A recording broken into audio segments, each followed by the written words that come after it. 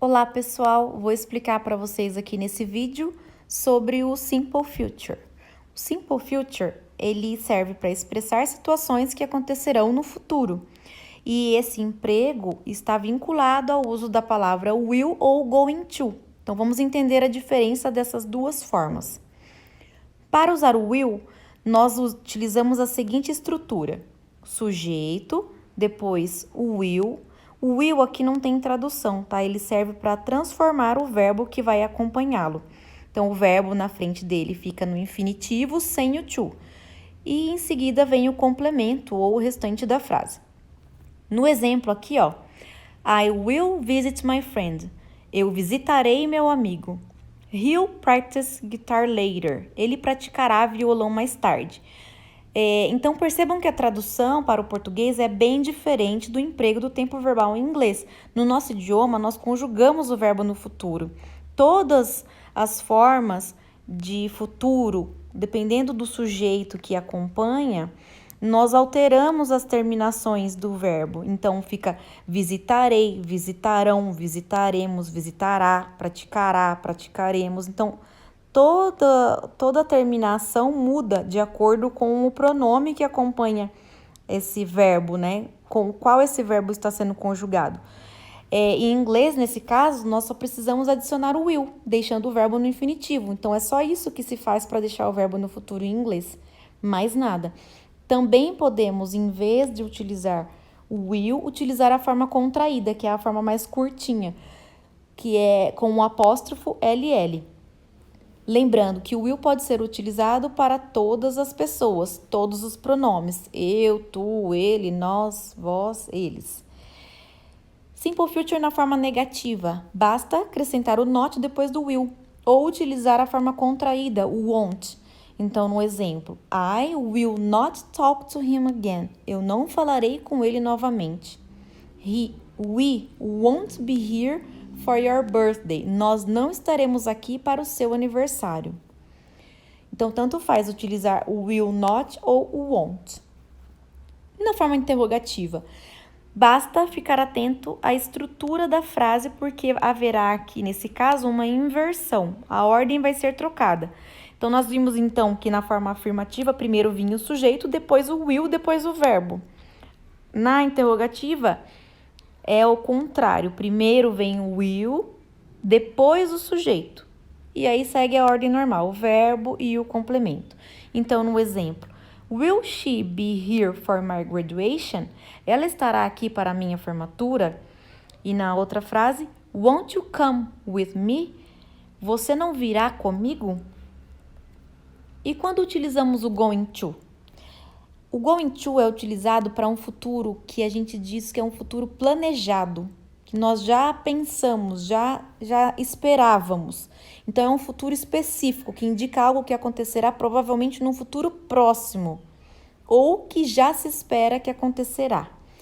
Então, a ordem fica o sujeito, o verbo to be, o going to, depois o verbo principal no infinitivo, sem o to, porque já tem o to antes, né, do going to, e em seguida o complemento. Então, por exemplo, Pedro, que é o sujeito, né, por isso que está em azul, is é o verbo to be, going to, depois o verbo principal, que no caso aqui é o have, a party next Saturday, que é o restante da frase ou o complemento. Então, fica Pedro is going to have a party next Saturday. Pedro terá uma festa no próximo sábado. Então, tudo isso que está colorido, Pedro is going to have, a tradução é Pedro terá. É mais longa em inglês, nesse caso. I am going to marry him in 2021. Então, I am going to marry significa eu casarei com ele em 2021. Que é o restante da frase. They are going to arrive late. Eles chegarão atrasados. Certo? Então, percebam que o verbo principal está em verde. O que vem antes dele, em vermelho, é o going to. Antes vem o verbo to be, que ele pode ser representado. Vocês têm que lembrar do verbo to be, a conjugação, hein? Ele aqui está conjugado no presente. E ele pode estar dessas três formas, como am, is ou are, que tá em laranja aí. Porque isso depende do sujeito. Tem que lembrar a conjugação do verbo to be aqui nesse caso. Uma observação. O gonna é equivalente ao going to, então poderia substituir.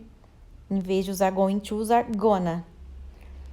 É uma forma mais dinâmica, mais fluida de falar. Então, um pouco mais descontraído. E é bem utilizada em músicas essa forma.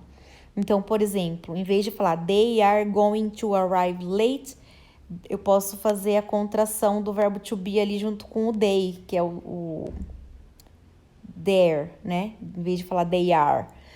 They're gonna arrive late. Então, eles vão chegar tarde. Em vez de dizer they are going to arrive late. They're gonna arrive late. O you going to na forma negativa basta incluir o not logo depois do verbo to be e antes do going to, hein? Então, exemplo. We are not going to travel this weekend. Nós não viajaremos esse final de semana. She is not going to marry me. Ela não se casará comigo. I am not going to buy a new mobile. Eu não comprarei um celular novo. A forma interrogativa, o verbo to be que troca, no caso aqui de posição, que a gente vai fazer a inversão, para indicar a pergunta. Então, primeiro vem o to be, depois o sujeito, depois o going to, depois o verbo no infinitivo sem o to e depois o complemento, em seguida o sinal de interrogação. Então, no exemplo aqui, ó. Is she going to visit my father? Ela visitará meu pai? Are they going to work together? Eles trabalharão juntos? E é isso, gente. Espero ter tirado as dúvidas de vocês quanto a esses tempos verbais aqui. A diferença dos dois, do will e do going to, para expressar o futuro. Obrigada!